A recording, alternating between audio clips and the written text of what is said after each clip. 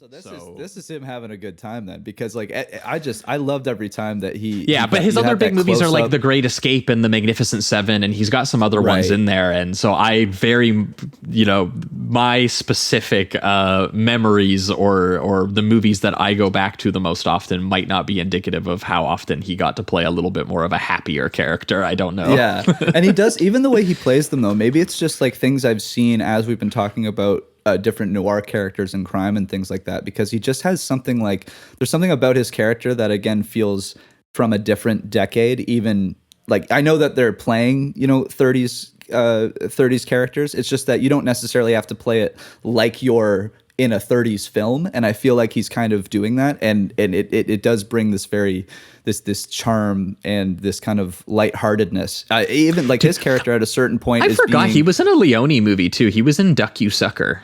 Okay. That's actually a connection between those two guys. I didn't know that. Yeah, like I forgot.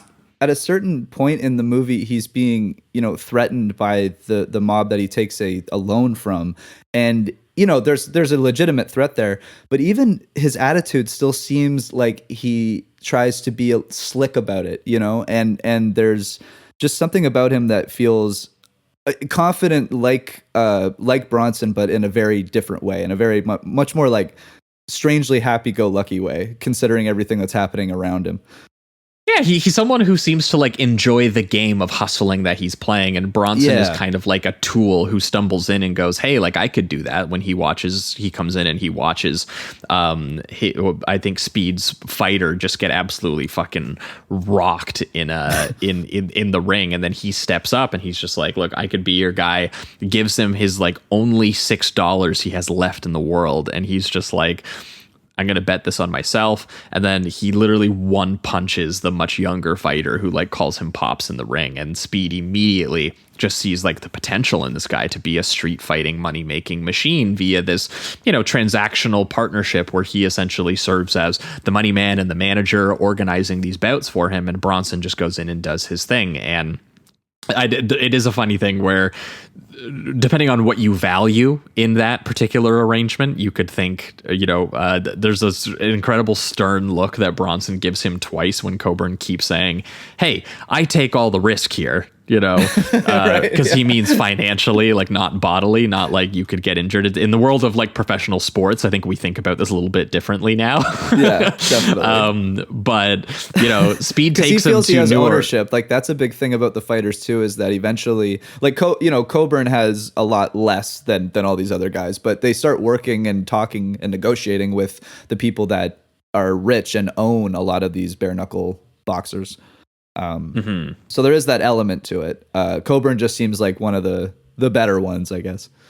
Yeah, and he takes him to New Orleans to start their kind of like fighting circle that they are going to do, and you get a little bit of some of the vibe of the movie, which is the more sort of like downbeat character drama, which is just, you hang out with Chaney as he like gets a crummy motel room, and you sit with him in like the bed and look at the table and the sink and the fan, and he picks up a stray cat at one point, and there's a great shot of him just like standing and sitting alone in his room frequently, and he befriends a local sort of equally down on her luck, a woman whose husband's in prison named Lucy, played by Bronson's real life wife, Jill Ireland, who we will talk about in the next film as well, because she appeared in a lot of Charles Bronson movies. He fought to get his wife roles, and essentially begins the process of, discovering this sort of community and this sense of, camaraderie amongst other people who are, also down on their luck is kind of like the idea here, while